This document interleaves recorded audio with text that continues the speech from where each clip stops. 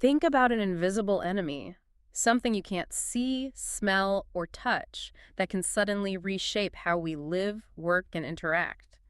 The COVID-19 pandemic was a powerful demonstration of that, wasn't it? Oh, absolutely. A stark reminder. Millions of lives affected, economies stumbled, all because of a tiny virus that, well, it ignored every border on the map. Yeah, it really felt like it changed everything. It did. COVID-19 really acted like a global wake-up call, you know? Hmm. It highlighted both our strengths in the face of a worldwide health crisis, but also some pretty significant weaknesses that we really need to address. And that's precisely what we're digging into today. Our goal in this deep dive is, well, pretty straightforward, to understand the really important lessons we've learned from the COVID-19 pandemic. And get a clear picture of where the world stands right now when it comes to being ready for the next health threat. Exactly. We've looked at a range of information to bring you the key insights, the stuff that matters, without, overwhelming you with too much detail. Yeah, we've examined how different parts of the world responded, the crucial role that scientific progress played, uh, the gaps that still exist in our ability to handle a pandemic. Why international cooperation is so vital, the impact of misinformation. Right, and of course, the specifics of the disease itself and its very far-reaching consequences. Okay, let's start by looking at what went well. It seems like some regions were better prepared than others, right? You mentioned the Mekong Delta earlier. What made their response more effective? Well, the experience of countries in the Mekong Delta region offers a really insightful case study. They definitely showed a more effective response to COVID-19, Hmm. and a big part of that, it seems, was their past experience with other infectious disease outbreaks. It's almost like they had a kind of muscle memory in Yeah. dealing with these sorts of threats. Muscle memory. So beyond just having systems in place, what were some specific strategies or, mindsets in that region that contributed? What were they particularly good at that maybe others weren't? That's a great question. It wasn't just about having facilities, although that was important, of course. Yeah. They had invested in building up their public health infrastructure over time, Right. trained healthcare professionals who actually had experience with infectious diseases, and crucially, they had a strong commitment to ongoing surveillance. Actively looking for trouble, so to speak. Exactly. Actively looking for and tracking potential outbreaks even before they became widespread. This was coupled with established protocols for quickly detecting new cases and putting effective prevention measures in place pretty fast. So it was a combination of having the groundwork laid and a proactive, vigilant approach. They weren't starting from zero when COVID-19 hit. Precisely. Their prior experiences meant they weren't scrambling to build everything from scratch during the crisis. And this really highlights a fundamental point. Sustained investment in public health Yeah. and a continuous learning process are absolutely vital. It's just not enough to react when a crisis emerges. Preparedness needs to be an ongoing, long-term effort. That makes perfect sense. It's like practicing a skill. The more you do it, the better you become, right? Mhm. Now, another area where we saw incredible progress was in the field of science. Absolutely. The pandemic really underscored the immense power of science and, importantly, the need for acting swiftly based on evidence. So speed was key. Generally, yes. Countries that paid close attention to early warnings and quickly implemented measures to identify and isolate initial cases generally had more success in controlling the initial spread of the virus. You mentioned speed, but were there any instances where acting too quickly, maybe without sufficient evidence, might have led to less effective strategies or wasted resources? That's a really important point to consider. Speed was generally beneficial, especially early on, in containing that initial spread. Mhm. But yes, acting without sufficient evidence could certainly lead to misallocation of resources or, implementing measures that weren't actually that effective. The whole pandemic response was a learning process, wasn't it? Hmm. Early on, there was so much uncertainty. The countries that seemed to fare better were those that combined that early action with a willingness to adapt their strategies as more scientific evidence became available. So being fast, but also flexible. Yeah. Adaptive. Exactly. Fast but flexible. And of course, we can't talk about the science without mentioning the incredibly rapid development of the COVID-19 vaccines. That's astounding, really. Absolutely. The development of safe and effective COVID-19 vaccines in such a short time frame was a truly extraordinary scientific achievement. I mean, Yeah. the global scientific community mobilized at an unprecedented pace, Yeah. sharing research, collaborating in ways we hadn't really seen before on that scale. This delivered life-saving tools in record time. The speed of that vaccine development is remarkable. Does this success maybe provide a blueprint for accelerating research and development for other global health challenges? Could we do it again? It certainly offers valuable lessons. Hmm. The success wasn't just luck. It highlighted the potential of collaborative research models, the importance of prior investment in basic science, things that were already in the pipeline, Right. and also the streamlining of regulatory processes. Importantly, without compromising safety. It definitely sets a new benchmark for how quickly we might be able to respond to future threats, provided, of course, the necessary resources and collaborations are in place. A real testament to human ingenuity. But despite these successes and advancements, it sounds like the world isn't completely ready for the next pandemic. We're still vulnerable. That's a crucial reality check. Yeah.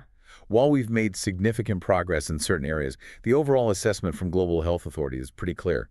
The world is not yet fully prepared for the next pandemic. Hmm. Many countries are still struggling to maintain the public health gains they made during COVID-19, financially supporting healthcare systems, retaining and training public health workers, ensuring the capacity to respond quickly.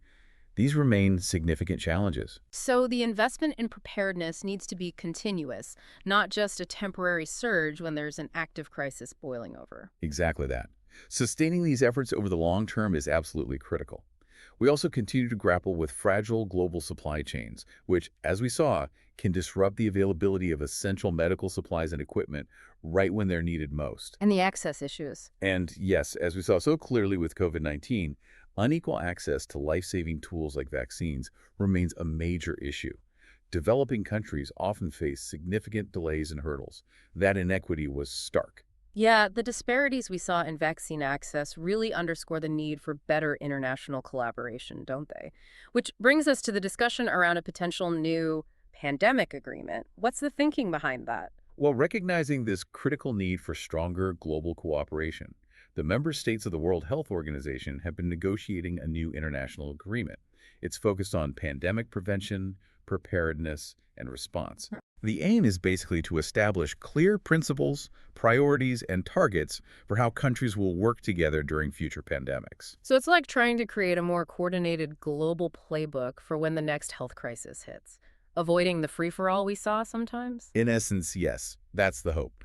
The goal is that this agreement will help prevent the kind of, well, disarray, inconsistent collaboration, and intense competition for resources, vaccines, and other essential tools that we saw during the COVID-19 pandemic. Right. It's about creating a more predictable and crucially equitable framework for a global response. That sounds like a really important step, although negotiating these things must be incredibly complex. Oh, undoubtedly. Another major challenge during COVID-19, and one that felt very immediate, was the sheer amount of misinformation that spread so rapidly. The infodemic, they called it. Absolutely. Misinformation and a corresponding decline in public trust in reliable sources were significant obstacles in the response to COVID-19. It became painfully clear that clear, accurate, and consistent communication from health authorities and governments is absolutely paramount. It just seemed to muddy the waters constantly. It did. Building and maintaining public trust in science and ensuring people have access to reliable information are essential for an effective pandemic response. When people don't trust the information they're receiving or they're getting conflicting messages, it makes it so much harder to implement necessary public health measures. Yeah, it makes it so much harder to get everyone pulling in the same direction, working towards the same goal. Now let's zoom in a bit and talk about the disease itself. For anyone listening who might need a refresher, what exactly is COVID-19? Sure. So COVID-19, which stands for Coronavirus Disease 2019, is a contagious illness caused by a specific type of coronavirus called SARS-CoV-2. It was first identified in late 2019 and, as we all know, quickly spread around the world, leading to the global pandemic. And the death toll was staggering. It was. The official reported global death toll from COVID-19 is over 7 million, but many experts believe the actual number could be much higher, perhaps in the range of 18 to 33 million when you look at excess deaths. That's a really wide range. Why is there such a big difference between the reported and estimated numbers? What accounts for that gap? Well, the discrepancy reflects the huge challenges in accurately tracking deaths on a global scale, especially in the early stages of the pandemic when testing capacity was limited, and healthcare systems in some regions were completely overwhelmed. Right. The estimated figures often take into account what's called excess mortality. That's the number of deaths above what would normally be expected in a given period. which can provide a more comprehensive, though still estimated, picture of the pandemic's true impact. That makes sense. And the symptoms of COVID-19 could be so different from person to person, right? It wasn't the same for everyone. Exactly. The symptoms are quite varied. They range from mild ones like fever, fatigue, cough, and that distinctive loss of taste or smell, Mm. to much more severe symptoms like difficulty breathing that can require hospitalization and intensive care.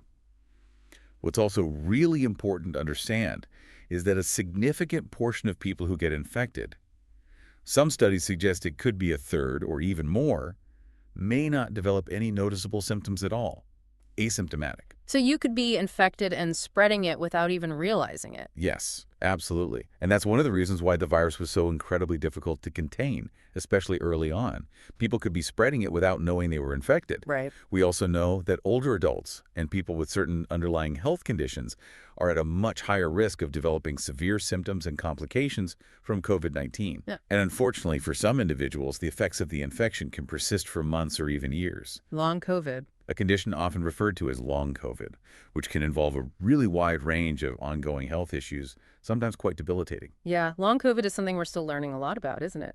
How does this virus actually spread from one person to another? What's the mechanism? Okay, so the primary way COVID-19 spreads is when an infected person releases tiny particles containing the virus into the air. This happens when they breathe, talk, cough, sneeze, or even sing, Just everyday actions. pretty much. These particles come in different sizes. Larger, heavier droplets tend to fall to the ground relatively quickly. However, smaller, lighter particles called aerosols can remain suspended in the air for longer periods, Uh-huh. especially in indoor settings where there isn't good ventilation. So being in close proximity to an infected person increases the risk of inhaling these infectious particles. And surfaces.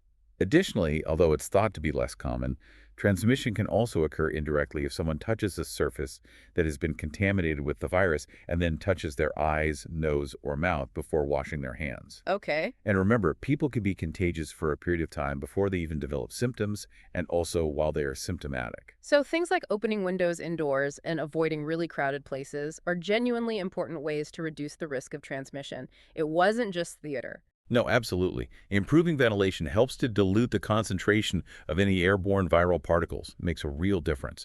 And reducing close contact in crowded indoor spaces minimizes the chances of inhaling those particles directly from someone who might be infected.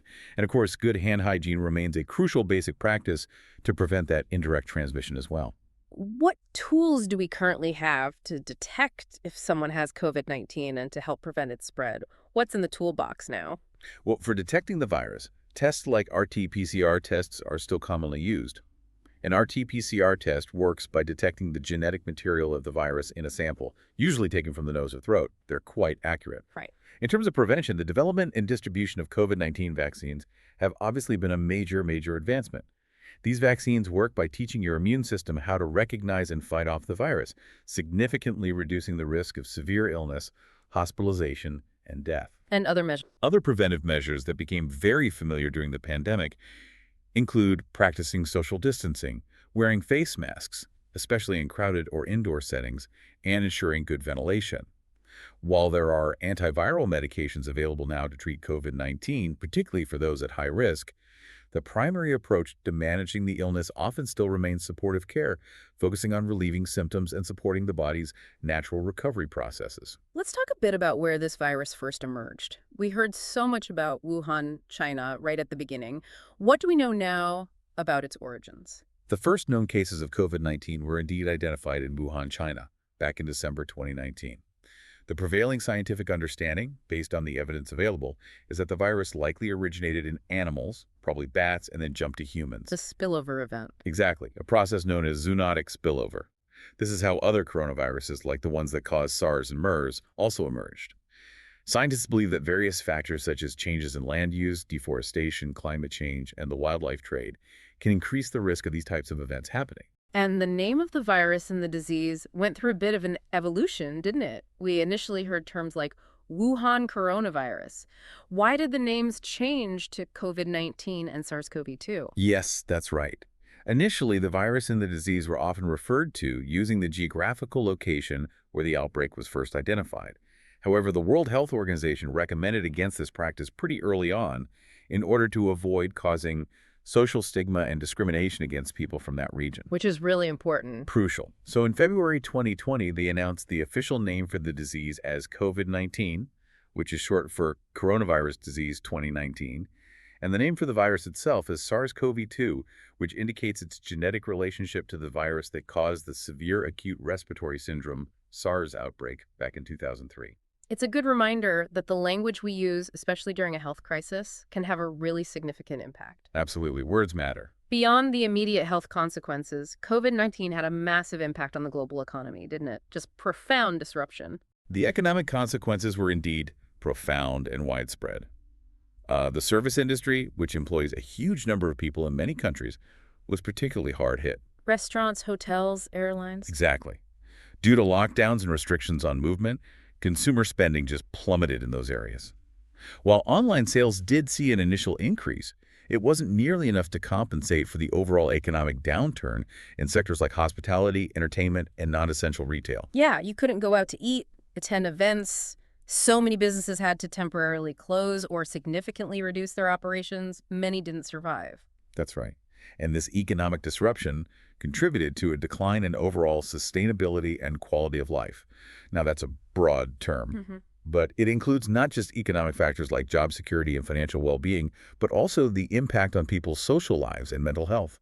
Measures like social isolation, necessary as they might have seemed, led to increased feelings of stress, anxiety, and loneliness for millions. And the job losses. And job losses and financial insecurity further compounded these issues, creating widespread hardship and uncertainty. It's easy to focus on the direct health impacts, the virus itself, but the mental and emotional toll was also incredibly significant, wasn't it? Hugely significant and likely to have long-lasting effects. What about other sectors like education? How was that affected? Oh, the education sector faced massive disruptions globally. Widespread school closures affected hundreds of millions of students. This had a significant impact on their learning, their academic progress, and potentially their future opportunities. And the digital divide became really apparent. Absolutely. Educational institutions that didn't have existing online learning infrastructure faced particular challenges in adapting. While the pandemic certainly accelerated the adoption of online learning in many places, it also starkly highlighted the digital divide and the difficulties faced by both educators and students in transitioning effectively to remote learning. We're likely still seeing the long-term consequences of these disruptions, in terms of learning loss and potential delays in educational and career pathways. Yeah, catching up will take time. And the travel and tourism industries were almost completely shut down for a long period, just decimated. The travel and tourism industries were among the most severely affected, without a doubt.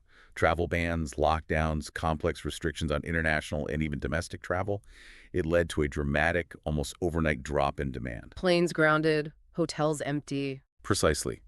Hotels, airlines, cruise lines, tour operators, and all the related businesses faced severe financial difficulties. This resulted in widespread layoffs and business closures. Even as restrictions eventually eased, it has taken a significant amount of time for these sectors to even begin to recover towards pre-pandemic levels. And even things like sports and entertainment events, everything just stopped. Absolutely. Major sporting events around the world, the Olympics, championships were postponed or canceled, leading to substantial financial losses for organizers, sponsors, broadcasters, and related industries. Similarly, the entertainment sector, including cinemas, theaters, live music venues, suffered huge losses due to closures and restrictions on gatherings. While many of these activities have since resumed, they often faced challenges like reduced capacity and changing consumer behavior. People are perhaps still a bit hesitant. It really touched almost every single aspect of our lives, didn't it? Both directly and indirectly. Now, thinking about how governments around the world responded, there were some really complex ethical issues that arose, weren't there? Tough choices had to be made. That's a very important point, and one that often gets debated intensely. Public health measures implemented during a pandemic inevitably raise difficult ethical questions that require really careful consideration. Like balancing freedom and safety. Exactly. The fundamental ethical principles that should guide these measures include ensuring that interventions are based on the best available scientific evidence and are proportionate to the level of risk. There's also the need to minimize any infringement on individual liberties as much as possible while still effectively protecting public health. And fairness. And, crucially, treating all members of society with fairness and respect. So it's about finding that balance between protecting the community as a whole and respecting individual rights and freedoms. That seems incredibly difficult. It is incredibly difficult.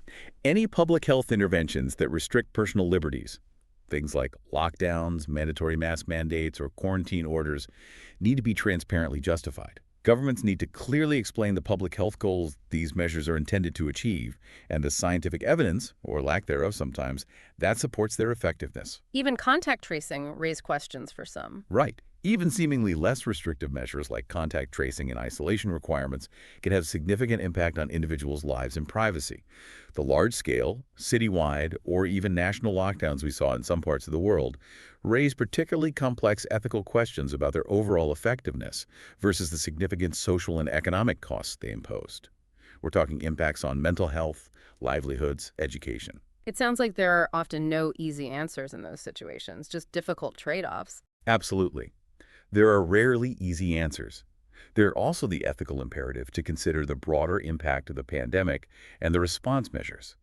For example, when healthcare systems become overwhelmed by COVID patients, there's a real risk of indirect deaths occurring because people with other serious conditions, heart attacks, cancer, strokes, may not be able to access timely care. Right, the knock-on effects. Exactly.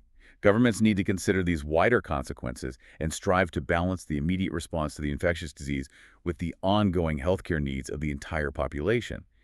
And through all of this, clear and transparent communication with the public is absolutely crucial for maintaining trust. Being honest about uncertainties. Yes, being honest about what is known, what isn't known, and the reasons behind the measures being taken, especially when those measures involve difficult trade-offs. And it's not just about the decisions themselves, but also how they're implemented, right? The way it's done matters. Exactly. That's a key point. Even when restrictive measures are deemed necessary from a public health perspective, they should be implemented in a way that demonstrates respect for individuals. This includes communicating clearly and honestly, providing support, financial or otherwise, to those whose freedoms are limited, and ensuring that the measures are applied fairly and without discrimination. Maintaining public trust is just essential for a cohesive and effective response to any public health crisis. It's interesting to look back and see how different countries approached the initial stages of the pandemic. We have some information here on the UK government's early action plan. What were the main phases they outlined back then? Right. The UK government's initial action plan, which was published quite early in 2020, outlined four main phases: contain, delay, research, and mitigate. The initial focus was really on the first two phases, contain and delay, with research efforts obviously running in parallel from the start. Can you briefly explain what the goals of each of those stages were? Contain, delay. Sure.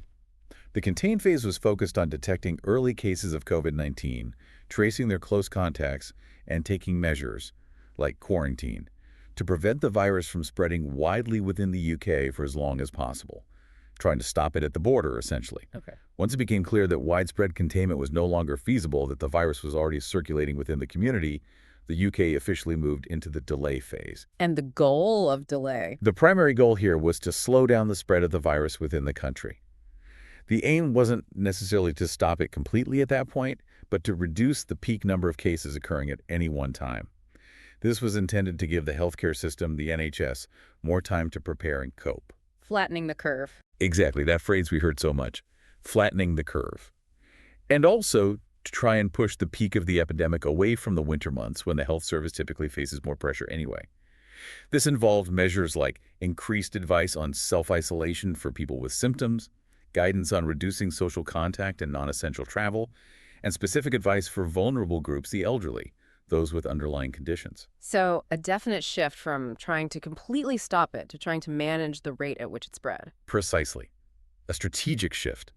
The research phase, running alongside, involved supporting and coordinating efforts to better understand the virus itself, to develop effective diagnostic tests, and crucially, to accelerate the development of potential treatments and vaccines. And mitigate. The mitigate phase was the stage that would be implemented if, despite the delay efforts, the virus spread very widely and the healthcare system became significantly stretched or overwhelmed.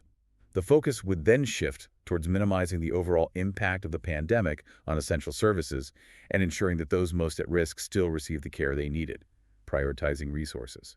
It gives you a sense of how a government might try to structure its thinking through the different stages of responding to a novel infectious disease. It also highlights, though, that there's often a lot of public discussion and scientific debate around the best approach, doesn't it? These decisions weren't made in a vacuum. It certainly does.